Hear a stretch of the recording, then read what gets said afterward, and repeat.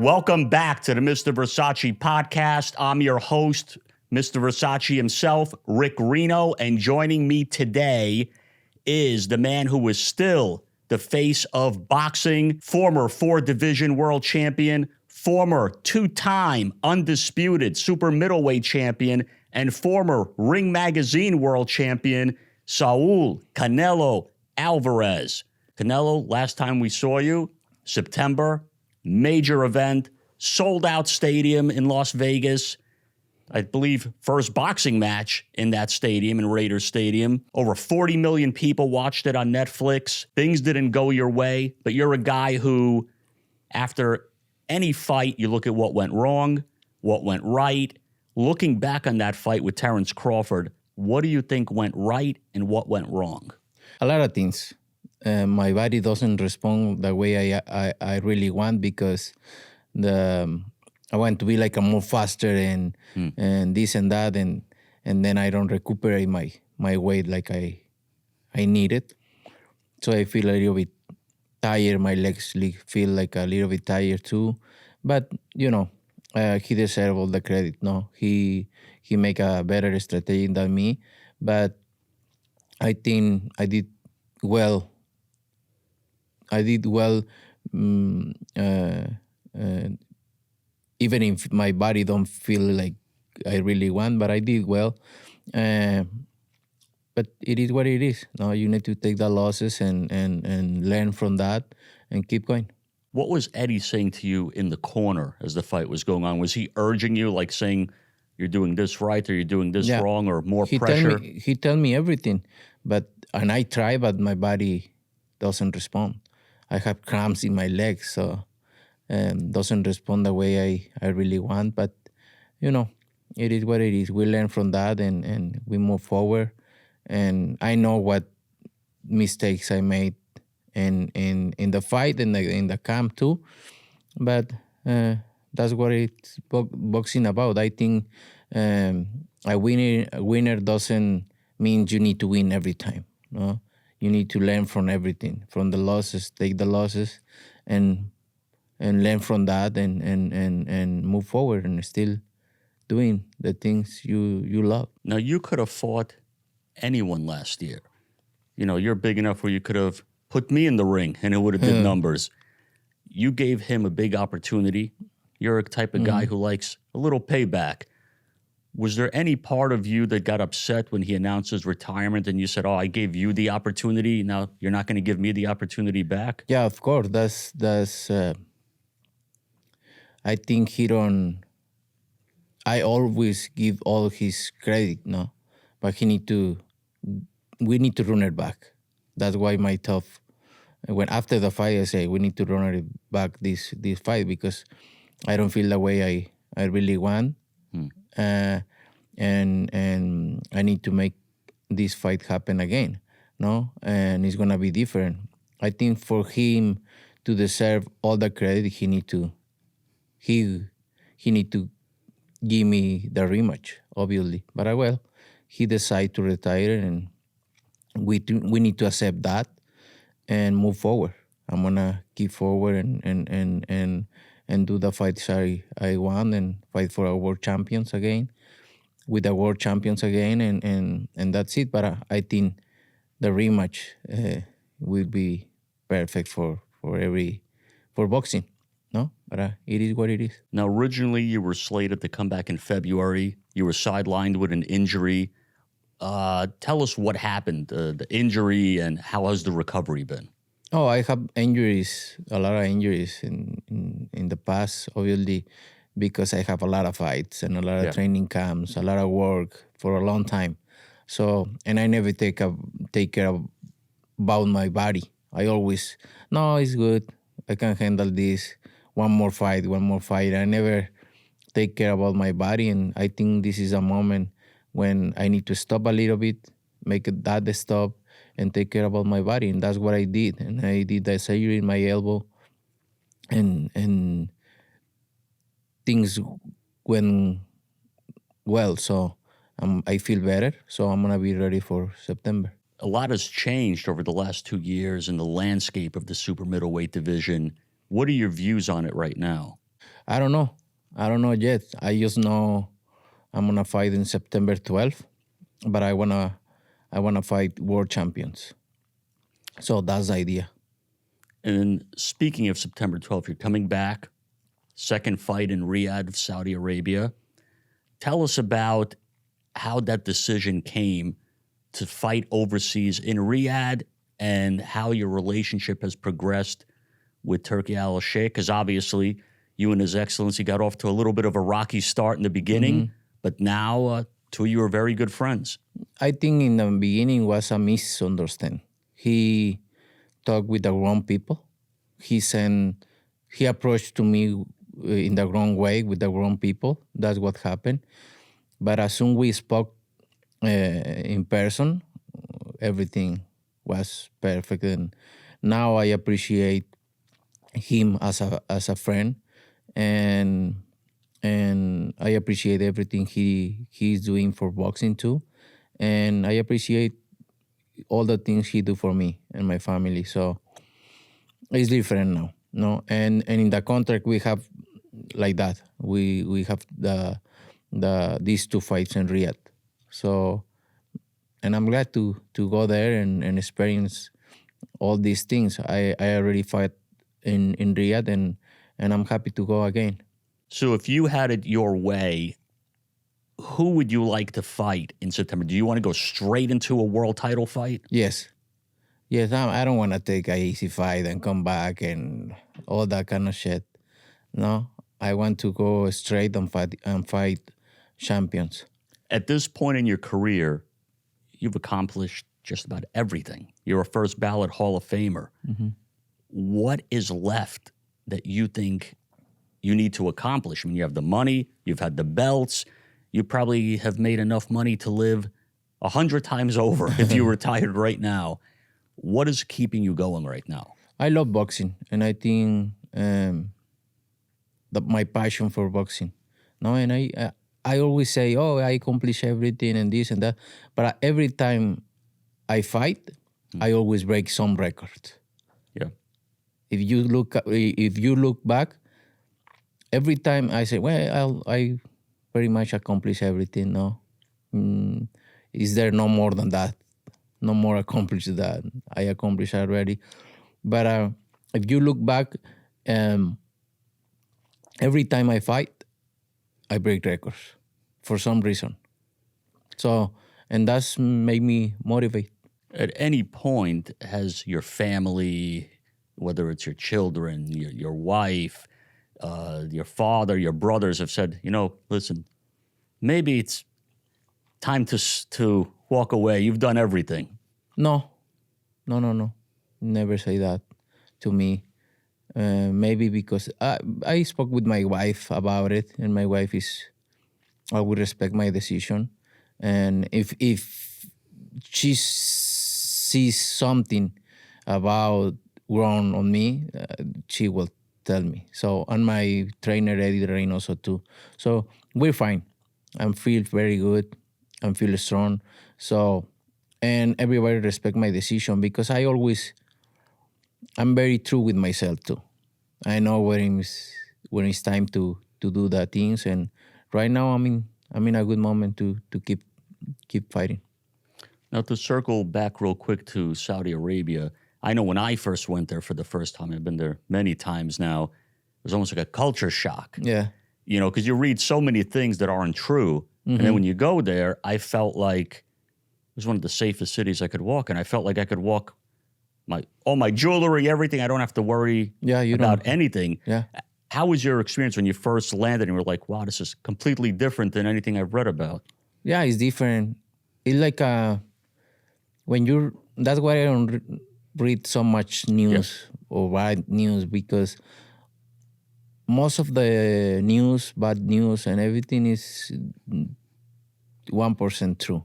So when I went in Riyadh, when I went in Saudi Arabia, I feel obviously pretty safe, no? And I like the country. I like the culture too, and the people. So I like everything about Saudi Arabia. So it's not the things they say. It's like in Mexico. Yeah. You can hear a lot of bad things about Mexico. You went there, it's not the same. So I feel the same in Saudi Arabia. I feel like at home. Now, you've pretty much carried for the last couple of years Mexican boxing on your back. Is part of that, Couple of years. well, a long time. I'm trying to still keep you young. I don't want to make people think you're too old. I know I'm young, but I'm boxing. I've been a lot of years in boxing. Do you think part of that is what's keeping you going? Because when you look around, for years they've been trying to build a successor to you, and there still really isn't no successor. There's guys who are good, guys who could fight, but there's no superstar. No. You mean in the whole boxing world? I don't see. It's not just Mexico. I think. But I'm talking about like from your country. Yeah. I don't see that next Mexican crossover superstar. There's a lot of good fighters. There's a lot of good fighters. You're right. It's a lot of good fighters, but we need that special fighter. No, it's a superstar fighter. But it's always comes something from Mexico, and I expect in a couple of years, 3 years, 4 years, the superstar born from Mexico, and I'm gonna help that fighters to do it. Now you have a couple of young guys that you're helping groom, you and Eddie and Richard. Who is it that you see from the young crop, or maybe the pros that are Mexican, not Mexican Americans, that you say to yourself, this guy has it. Maybe this guy could be a star. Oh, it's too soon to say. It's too soon to say, because if you say so, maybe they being self-comfortable and sit down and say, oh, I'm the next, and then they fuck it all. So we need to wait and don't say anything, don't say too much, because we need to ruin. We may ruin the fighters. So we need to keep quiet, support them, and it's gonna come. But I remember getting calls about you. I don't think you fought in the United I'm States different. yet. Someone said, there's this kid in Mexico you have to watch. I said, who is he? He said, he's got red hair and he looks white. I said, red hair and white? He's like, yeah, they call him Canelo, but he's selling out every place that he fights in Mexico. I said, really? And then they sent me a couple of videos, and I said, why doesn't anyone sign this kid? And then maybe like a year later, you got signed. And then you debuted in the United States. And I was like, from the beginning, I'm sure you heard it yourself. They were like, this guy's going to be a superstar. He's got the look. He could fight. The women are chasing him all over the streets. The fans are chasing him all over the streets. This guy's going to be selling out stadiums one day, and you're selling out stadiums. Oh, well, I think I'm a little bit different. I think a little bit different in that moment too, because I really fall in love with boxing. So I don't care what they say, good or bad. I always focus on my goals. No, I make my first $1 million I make when I was 19 years old. So imagine if one little kid with 1 million, 19 years old, they lose their head right now, right? Because everybody wants to be a superstar. Everyone want fame and money before the glory. So they need to focus on the glory. The money and the fame come after. So that's what I mean. When you look or hear the young fighters, they want to be famous and they want to be rich. Yeah. They start dressing like they are rich already, posting picture in the social media like they are very famous. No, that's not the way to be a superstar. You need to focus on be a fighter, fight, and be one of the greatest. Because the money, the fame, everything come alone, come together. But if they thinking in that way, they don't gonna do anything. So I think in that moment, what I wanna say is that I never look for money or for fame. I always I wanna be one of the greats. When somebody talking about boxing, always come the word Canelo.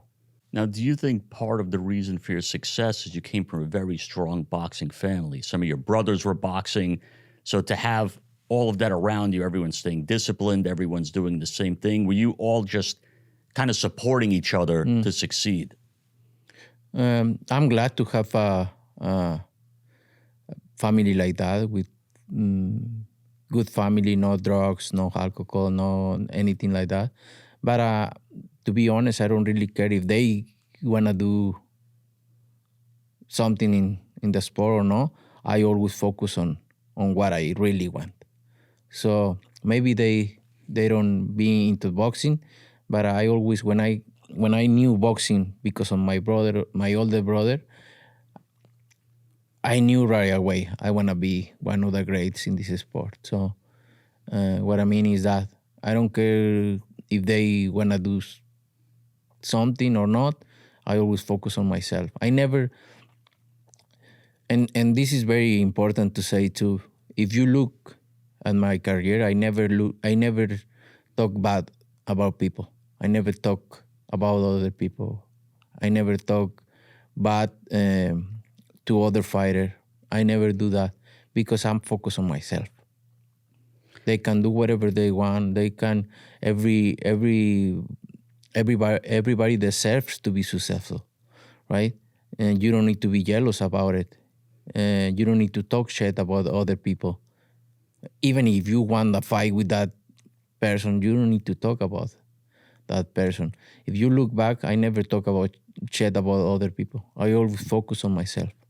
You started so early before the whole craze of social media. Do you think social media has kind of made fighters a little bit too crazy that they're focusing more on that than Yes. focusing on what they should do in the gym? Yes. Yes, I think so. I think they, like I say, they want to be famous and rich because what they see in social media. Everybody pretends to be rich, but they don't. And the kids saw that in the media, and they want to be like that. So I think social media helps a lot too, but if you do in the correct way. If you could map out for yourself a perfect 2026, how would you map it out? Oh, win a world champion. Is there anyone that you see? Because, I mean, you could fight that. You could just point your finger Sí. and fight anybody. Is there anyone that you see that you're like, I like that guy's style. I want to be in the ring with that guy one day. I want somebody to come and fight, to make a good fight. That's what I want. Make it a good fight, and the people love the fight. The people enjoy the fight. That's what I want. Another fighter who works with His Excellencies, obviously Dmitry Bivol. Mm-hmm. Is that a closed chapter for you, or is that something you may still do in the future? No, why not? We'll see in the future. It makes sense. Why not? I always, like I say, I always like challenge, and why not? Maybe. When people look back at your career, 10 years from now, 100 years from now, maybe with the 100th Ring Magazine Awards, and one day they're showing a video about you, what do you want them to remember most about Canelo Alvarez? Oh, all the things I accomplished is very hard to do it. So I think they're going to remember me. I'm going to be in the history of boxing, in the books of history of boxing. I'm being a lot of times fighter of the year, this and that. I think they're going to remember me. And what I want to remember is that you need to take care about you. Need to take care about what you are doing, because it's not just boxing. Because you see a lot of fighters there, they have in their minds that fighter go like this, and then like this. I'm talking about their business, money, and everything. They win, they make a lot of money, and then they have nothing. So you need to invest your money, be smart, because this is not forever. You need to be smart, make a lot of money, be smart, investment, and take care about your family. And you've done that your whole career. You didn't want to be one of those guys saying, I'm coming back out of retirement at 45 years old to go fight some 22-year-old kid. Yeah, I don't want to see myself like that, to be honest. And I'm taking care of that right now because I don't want to be that guy. And that's a wrap for the latest episode of the Mr. Verzace podcast. I want to thank Canelo Alvarez for joining us today. And until next time, stay sharp.